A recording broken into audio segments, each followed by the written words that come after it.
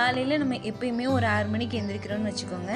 அதில் ஒரு அரை மணி நேரத்துக்கு முன்னாடி நம்ம எந்திரிக்கணும். எதுக்காக அப்படின்னு பார்த்தீங்கன்னா, காலையில் இப்போ நம்ம எந்திரிச்சோடனே ஹஸ்பண்டுக்கு செய்ய வேண்டிய வேலை, குழந்தைங்களுக்கு செய்ய வேண்டிய வேலைன்னு சொல்லிட்டு எந்திரிச்சோடனே ஒரு ஸ்பீடாக வந்து நம்ம ஸ்டார்ட் பண்ணிடுவோம் அந்த டேயை.